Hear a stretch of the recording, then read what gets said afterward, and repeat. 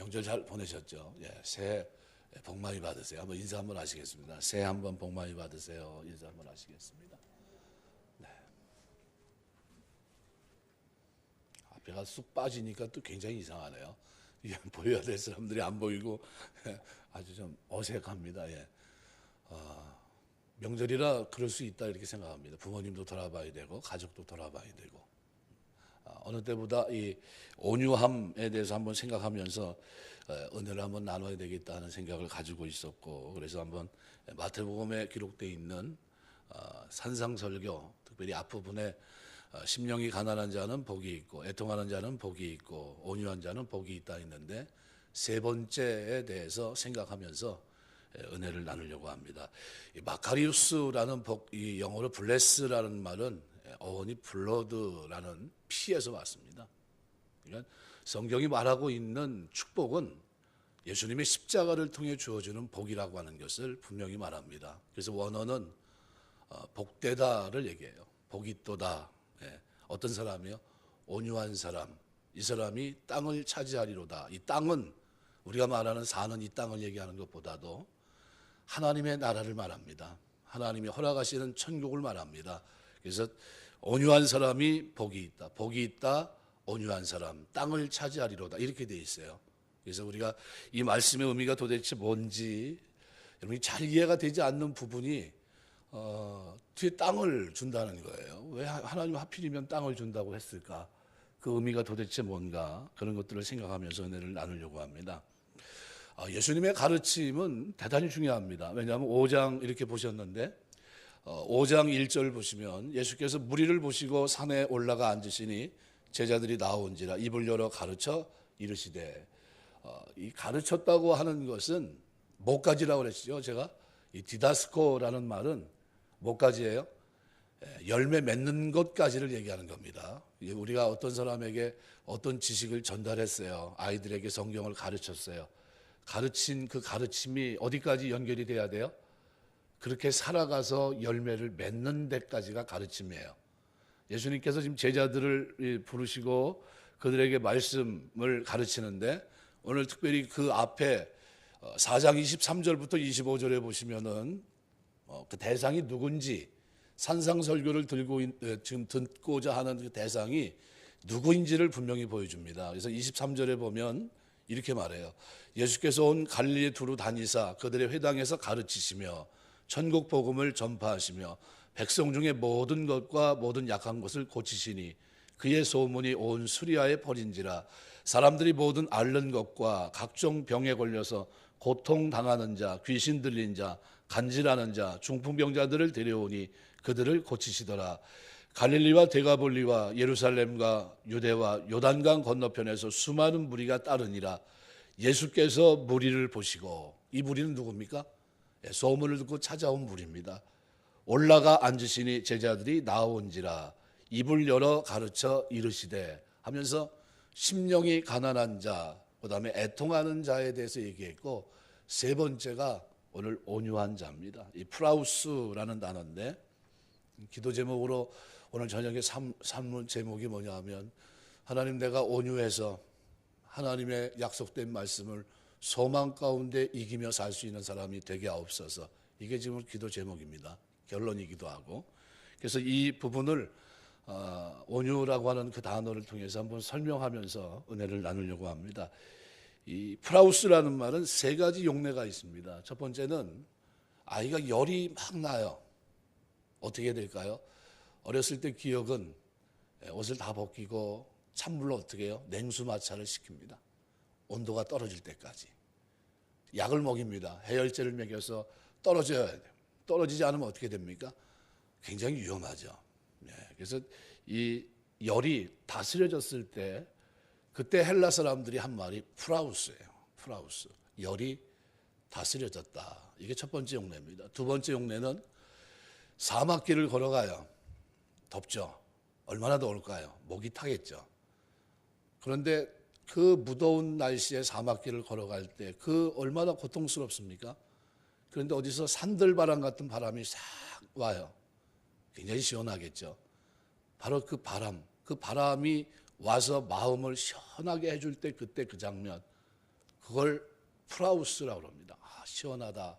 그죠? 이 모든 더위를 이기게 했던, 그죠? 이기게 하는 그 신선한 바람, 이런 겁니다. 그래서 열기가 사라졌다는 게 잘 다스려진 걸 말합니다. 그 다음에 야생마, 우리가 말한 대로 보통 야생 짐승을 말하는데, 짐승을 잡아왔어요. 말 듣습니까? 천방지축으로 날뛰죠. 근데 이 조련사가 조련을 시작했어요. 3개월이 됐든 6개월이 됐든 1년이 됐든 조련을 했습니다. 말은 질주하는 본능이 있어요. 달려갑니다. 그런데 쓰질 않았던 게 야생마예요. 그런데 조련을 하고 나니까 어떻게 해요? 조련사의 횟수에 따라서 가다가 뛰다가 쓰기도 하고 걷다가 쓰기도 하고 이렇게 됩니다. 이 모습을 프라우스라고 합니다. 프라우스. 통제됐다는 게, 잘 통제된다. 강한데 잘 다스려졌다, 이런 뜻이에요. 강한데 잘 다스려졌다. 이거를 여러분이 잘 이해하셔야 됩니다. 그런데 이 프라우스라고 하는 이 단어가 구약에서 가장 잘 이해할 수 있도록 쓰였던 장면이 사무엘하 16장입니다. 성경을 보면서 할까 봐요. 사무엘하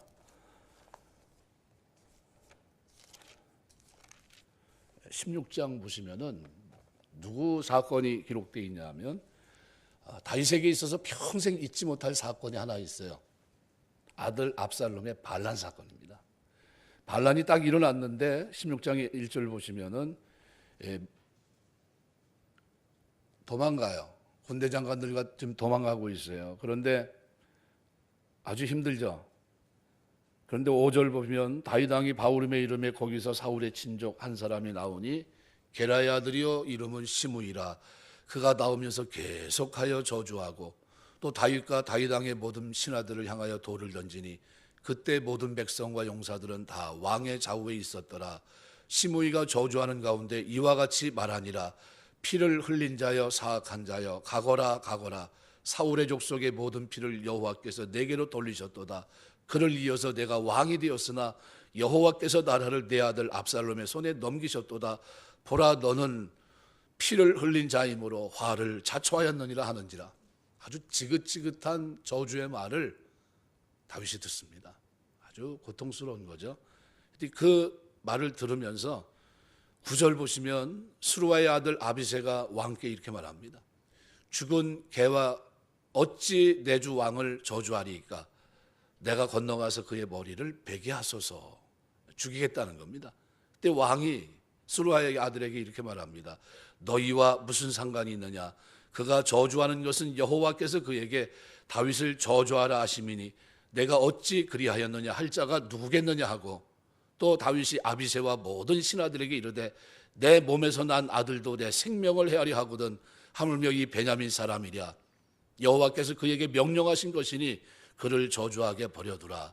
혹시 여호와께서 나의 원통함을 감찰하시리니 오늘 그 저주 때문에 여호와께서 선으로 내게 갚아주시기라 하고, 다윗과 그의 추종자들이 길을 갈 때 시므이는 산비탈로 따라가면서 저주하고 그를 향하여 돌을 던지며 먼지를 날리더라. 14절에 다윗이 뭐라고 말하면 왕과 그와 함께 있던 백성들이 다 피곤하여 한 곳에 이르러 거기서 쉬니라. 이 장면에서 다윗이 보였던 이 태도가 프라우스입니다. 프라우스. 무슨 말이냐면 사실은 힘이 있어요, 없어요? 다윗에게 죽일 힘이 있습니까, 없습니까? 있어요. 다윗 왕들 그 주변에 군대 장관들은 어때요? 죽일 힘이 있었어요. 얼마든지 죽일 수 있어요. 그런데 그 힘이 통제되어 있는데 누구 앞에요? 하나님 앞에서 통제되어 있어요. 이게 우리가 프라우스라고 합니다. 이걸 프라우스. 내가 내 성격대로 내가 잘못한 게 없고 억울한데도 어떻게 해요? 그 말을 들으면서도 참는 모습이에요. 인내하는 모습.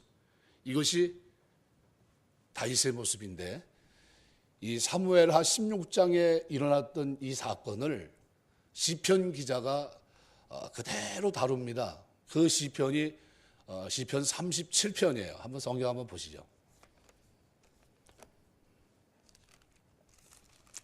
시편 37편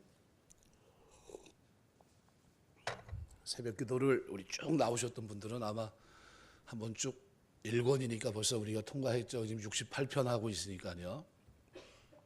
1절부터 한번 보겠습니다. 악을 행하는 자들 때문에 불평하지 말며 불의를 행하는 자들을 시기하지 말지어다. 그들은 풀과 같이 쏟기 배임을 당할 것이며 푸른 채소같이 쇠잔할 것이미로다. 여호와를 의뢰하고 선을 행하라. 땅에 머무는 동안 그의 성실을 먹을 거기로 삼을지어다. 또 여호와를 기뻐하라. 그가 내 마음의 소원을 내게 이루어 주시리로다.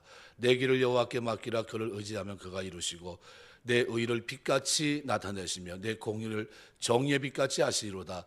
여호와 앞에 잠잠하고 참고 기다리라. 자기 길이 형통하며 악한 꾀를 이루는 자 때문에 불평하지 말지어다. 분을 그치고 노를 버리며 불평하여 말라. 오히려 악을 만들 뿐이라. 진실로 악을 행하는 자들은 끊어질 것이나 하반절 여호와를 소망하는 자들은 땅을 차지하리로다. 이게 프라우스입니다. 여호와를 소망하는 자는 땅을 차지한다. 지금 뭐 때문에 참는다는 거예요? 하나님을 소망하기 때문에, 하나님의 심판을 믿기 때문에 어떻게 해요? 참는 걸 말해요. 이게 프라우스예요. 그런데 이 모습이 다윗의 모습 속에 충만하게 나타나고 있고, 이 모습이 나중에 누구에게 나타납니까? 이게 구약의 용례예요. 이 용례를 산상설교를 시작하시면서 예수님께서 하나님의 나라의 백성들의 마음을 얘기할 때 이 장면을 잊지 않으신 거예요. 그래서 마태복음 11장에 보시면 28절서부터인가요? 30절까지 수고하고 무거운 짐자들아 다 내게로 오라. 내가 너희를 쉬게 하리라. 나는 마음이 온유하고 겸손하니 내게로 와서 내 멍에를 메고 내게 배우라 하면서 30절까지 내 짐은 가볍고 뭐 하면서 그 내용 중에서 예수님께서 수고하고 무거운 짐, 죄짐을 지고 있는 사람들은 내게 오라. 내가 너희를 쉬게 해주겠다 하면서 제시한 게 뭡니까? 마음이 온유하고 겸손한 것. 이걸 배우면 쉼을 얻을 수 있다는 거예요. 그때 말한 그 온유가 프라우스예요. 그 프라우스를 얘기하시면서 예수님의 삶으로 오라는 거예요. 와서 그걸 배우라는 겁니다. 그럼 예수님의 삶에 그런 프라우스가 있었느냐? 있었어요. 그게 어디입니까? 십자가 지시는 장면이에요. 십자가 지시는 장면에 기도할 때 뭐라고 기도합니까? 내 뜻대로 마옵시고 아버지의 뜻이 이루어지기를 원하나이다. 그리고 12영 더 되는 천사들을 내가 끌어내릴 수 있는데 끌어내지 않는다. 내비놔둔다. 이유는 뭐예요? 하나님의 뜻이 이루어지게 하기 위해서라는 거예요. 만일 그것이 내가 그렇게 한다면 너희를 구원하는 일이 어떻게 일어날 수 있겠느냐 하면서 어떻게 해요? 참으십니다. 그냥 묵묵히 참어요. 믿음을 가지고 소망 가운데 믿음을 가지고 어떻게 해요? 불의한 일들을 다 어떻게 받아줘요. 그런데도 예수님의 삶에서는 뭐가 없어요? 거기에 대해서 불만이 없어요. 도살장에 끌려가는 양과 같이 아무런 말씀하지 않으세요. 강한데, 그죠? 전능하신 하나님이신데, 그런데 그 강한 그 모든 것들을 어떻게 해요? 통제하고 있어요. 뭐에 따라서요? 하나님의 뜻 앞에 통제하고 있어요. 믿음으로 하나님의 뜻의 성취를 향해서 나아가고 계세요. 이게 프라우스예요. 그게 온유입니다. 온유. 예수님이 온유한 삶을 살아갔어요. 그 온유를 배우라는 거예요. 우리가 주님 섬기면서 사는 동안 온유하시기 주의 이름으로 축원합니다. 그래서 시편 37편은 그래서 9절, 11절, 22절, 24절, 34절 보면 이렇게 말해요. 온유한 자들은 땅을 차지하며 주의 복을 받은 자들은 땅을 차지하며 여호와를 바라고 그의 도를 지키라. 그리하면 내가 땅을 차지할 것이다. 이 땅은 뭘 얘기합니까? 세상에서 말하는 지경을 얘기하는 게 아니에요. 이 땅은 뭡니까? 천국을 소유하게 될 것이라는 거예요. 왜요? 온유 자체가 뭡니까? 이것이 어마어마한 축복이기 때문에 그래요.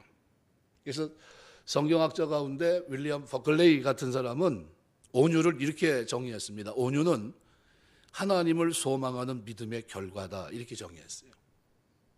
하나님을 소망하는 사람들이 가지고 있는 믿음의 결과가 뭐예요? 온유라는 거예요.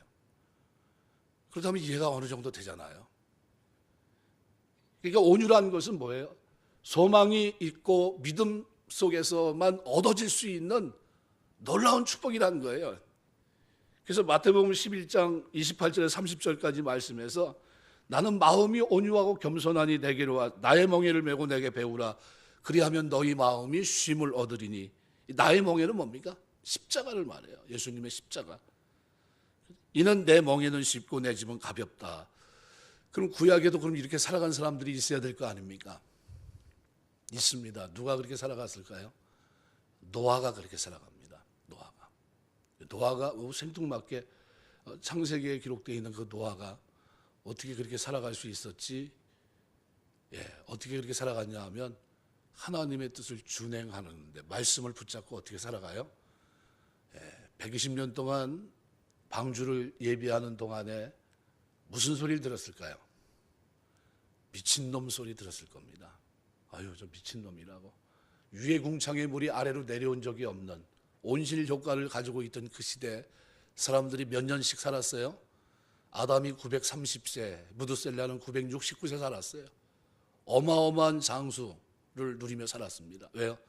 자외선이 차단된 가운데의 삶이 그들의 삶이었었어요. 위에 궁창의 물이 아래로 내려온 적이 없었어요. 다시 말하면 홍수라고 하는 것을 경험해보지 못했어요. 그런데 그 하나님은 뭐라고 얘기합니까? 죄악이 관영했고 이제 이 땅을 어떻게 해요? 물로 심판하겠다는 거예요. 그러면서 어떻게 해요?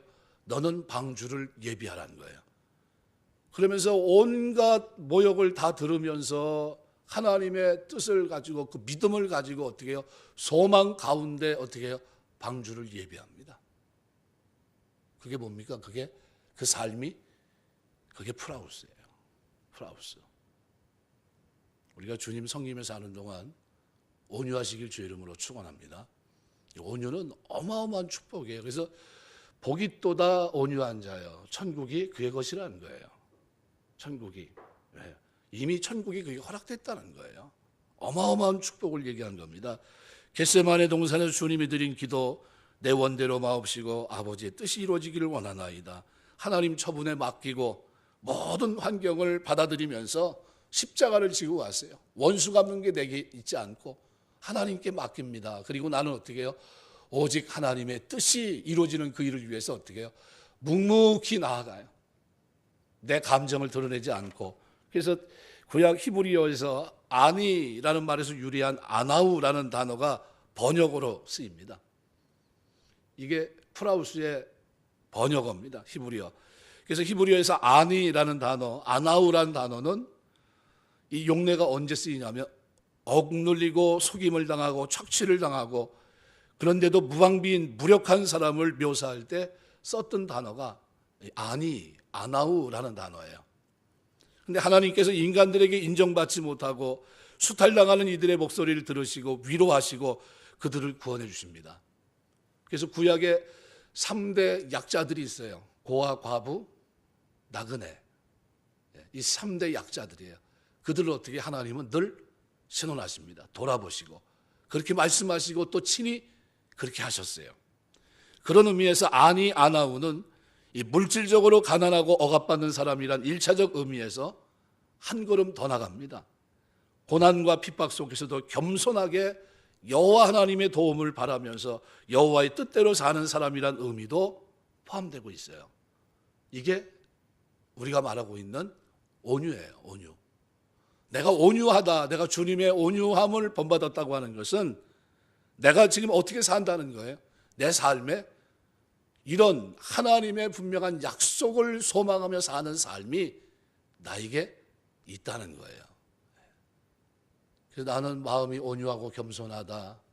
그래서 겸손이라는 단어도 우리가 잘 알지만 휴미리티라고 하는 이 단어는 라틴어 휴무스라는 단어에서 왔어요. 이게 무슨 뜻입니까? 흙이란 뜻입니다. 흙. 흙으로 왔다는 게, 흙으로 만들어졌다는 게. 겸손이 뭡니까? 하나님 앞에 무릎 꿇는 거예요. 우리는 진토로 왔으니까. 아담이에요. 온유는 스스로 힘을 다스리는 것으로 강한 자만 드러낼 수 있는 내적인 덕목입니다. 내적인 덕목. 이 놀라운 축복이 바로 그리스도인들에게 있다는 거예요. 그래서 주님은 수고하고 무거운 짐자들아 다 내게로 오라 내가 너희를 쉬게 하리라. 나는 마음이 온유하고 겸손하니 내게로 와서 내 멍에를 메고 내게 배우라. 그리하면 너희 마음이 쉼을 얻으리니. 이렇게 얘기하는 거예요. 오면 나에게 와서 뭘 배우라는 겁니까? 온유를 배우라는 거예요. 어떤 열매가 맺을 때까지? 디다스코라는 말을 제가 처음 말했죠. 언제까지요?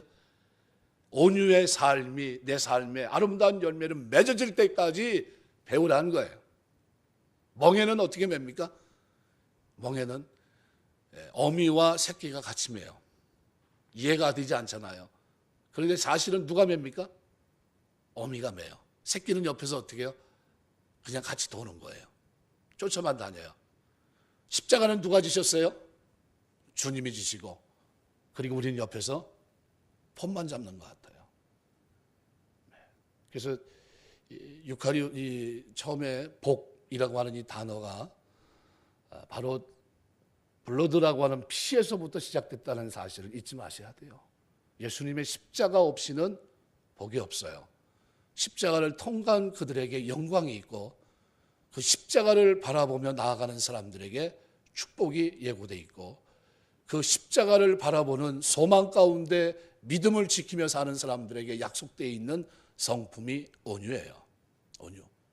이 온유가 여러분에게 충만하시길 주의 이름으로 축원합니다. 그래서 온유한 자는 약한 사람들이 아니에요. 외부로부터 닥치는 억압, 고난에 대해서 거칠게 반발하거나 인간적인 힘으로 해결하기 위해서 결사적으로 대항하는 그런 사람들이 아닙니다. 온유한 자는 상대방에 대한 미움, 복수심에서 벗어나 모든 것을 하나님께 맡기고 영적 평정을 유지한 상태. 이게 온유한 사람들이에요. 로마 시대 10대 박해를 내려가면서 많은 사람들이 죽어가는데 네로가 초대교회 사람들에게 질린 겁니다. 뭐가 질렸냐 하면 도대체 저 사람들이 사자의 먹이가 되고 톱에 쓸려 죽고 껍질이 벗겨지고 기름에 튀겨서 죽고 목을 베고 말할 수 없는 이와 같은 잔혹한 그런 형벌을 가하고 있는데, 그런데 왜 얼굴에서 웃음이, 그 기쁨이 사라지지 않느냐는 거예요. 두려움 속에 공포 속에 살려달라는 소리를 듣고 싶은데 왜 그러냐는 거예요. 도대체 그리스도인들을, 그들의 삶에 뭐가 있었기 때문에 그렇습니까? 주님의 십자가의 사랑이 그들에게 있었기 때문에 그들은 그 환경 속에서 온유한 자로 주님 앞에 서 있던 거예요. 이미 천국을 소유한 자들이었기 때문에 흔들림이 없어요. 네가 나를 죽일 수 있는 건 뭡니까? 육신뿐이라는 거죠. 이미 영혼은 구원받았고 육신도 주님께서 어떻게 해요? 부활하시는 그날 호련히 변화시켜서 어떻게 해요? 영광의 자리에 서게 한다는 믿음이 이들에게 있었던 겁니다. 그러니까 두려워하지 않았던 거예요. 환난 속에서도, 그 핍박 속에서도 담대했어요. 사자의 먹이가 되는 그 중에도 두려워하지 않았어요. 구걸하지 않았어요. 심지어 그들에게 주어졌던 가장 큰 어려웠던 시험이 뭡니까? 가이사가 주다라고 하는 걸 어떻게 해요? 가서 동상 앞에 서서 가이사가 주라고 얘기하고 증서 하나만 받으라는 거예요. 그러면 시민으로 편하게 살 수 있게 해주겠다는 겁니다. 그런데 그 일도 그리스도인들은 어떻게 해요? 안 하겠다는 거예요. 못 하겠다는 거예요. 왜요? 그리스도가 주시기 때문에. 나를 위해 십자가 지신 주님이 나의 영원한 주인이시기 때문에 결코 그것을 받아들일 수 없었다는 거예요. 그것이 그들의 신앙이었습니다. 그래서 이 온유한 자는 상대방에 대한 미움, 복수심에서 벗어나서 모든 것을 하나님께 맡기고 영적인 평정을 유지한 모습이고, 외형적으로는 소극적이고 무기력해 보일 수 있지만 내면적으로는 만왕의 왕이신 하나님에 대한 굳은 신뢰가 있기 때문에 결코 요동하지 않고 심지가 굳으며 일관성 있는 외유내강의 모습을 가지고 있는 것이 온유한, 바로 예수님의 모습이에요. 그래서 마지막 가이사라 법정으로 가서 불법 재판을 받고 뭐 이렇게 하는 불의한 일들을 쭉 경험하잖아요. 지륵 같은 어둠 속에서 뭐 주먹으로 맞아서 얼굴이 함몰되는 그런 고통도 경험하시고, 이미 채찍에 맞아서 어떻게 해요? 말할 수 없는, 걷지도 못할 정도까지 힘든 그런 모습이었음에도 불구하고 주님의 입에서는 그들을 향해서 어떻게 해요? 군인들을 향해서, 또는 십자가에 달렸을 때는 로마 군병이 왜 변화가 됐습니까? 십자가에 달리면 뭐를 하게끔 돼 있어요? 자기 멋대로 황제에 대한 모욕만 빼놓고 어떤 욕을 하더라도 다 받아줍니다. 그리고 마지막 죽음의 절차 가운데 하나가 뭐냐 하면 십자가에 달려서 못 박힌 사람들은 거기서 그렇게 떠들다가 죽는 거예요. 떠들다가. 그런데 이상하리만큼 예수님은 고요하신 거예요. 아무런 말씀도 하지 아니하시고, 묵묵히. 그래서 나중에 예수님이 십자가 지시고 죽게 되니까, 물론 하늘에서 놀라운 역사가 있었죠. 그런데 로마 군병이 뭐라고 얘기합니까? 백부장이, 이는 실로 하나님의 아들이었도다. 왜요? 자기 생애에서 이런 사람을 보지 못했던 거예요. 왜요? 그 자리는 어떤 자리예요? 욕하고 떠들다가 죽는 자리인데 그 자리에서 침묵으로 일군하셨기 때문에. 왜 침묵하셨어요? 온유하셨기 때문이에요. 그래서 이런 온유가 초대교회 스데반 집사의 모습을 통해서도 그대로 나타납니다. 온유한 모습. 그래서 우리가 그리스도인이 된다, 하나님의 자녀로 사는 동안에 온유와 겸손은 주님 앞에 서는 그날까지 끊임없이 우리가 배워야 될 진리입니다. 우리가 누가 그렇게 사는 것처럼요, 창세기에 기록되어 있는 노아가 온유한 삶으로 약속의 말씀을 소망 가운데 믿음을 지키며 살아간 것처럼 오늘 우리도 약속의 말씀을 소망 가운데 믿음을 지키면서 사는 온유함이 저와 여러분에게 있게 되시길 주의 이름으로 축원합니다. 힘이 없어서 그렇게 사는 게 아니라 하나님의 성령에 의해서 통제받고 살아가는 삶이에요. 강하지만 외적으로는 부드럽고 내적으로는 어마어마하게 강한 그 믿음의 확신, 소망의 확신이 충만한 사람들의 삶 속에 내재되어 있는 그 축복이 온유입니다. 우리가 기도하면서 하나님, 내가 온유한 자로 살게 하옵소서. 이 땅에 살아가는 내 삶이 온유한 자로 살다가 주님 앞에 설 수 있도록 도와주시고 소망 가운데 믿음을 붙잡고 사는 거룩한 삶이 될 수 있도록 축복해 주옵소서. 이렇게 기도하시고 이와 같은 은혜가 저와 여러분의 생애 속에, 믿음 생활 속에 늘 넘치게 되시길 주의 이름으로 축원합니다. 기도하겠습니다.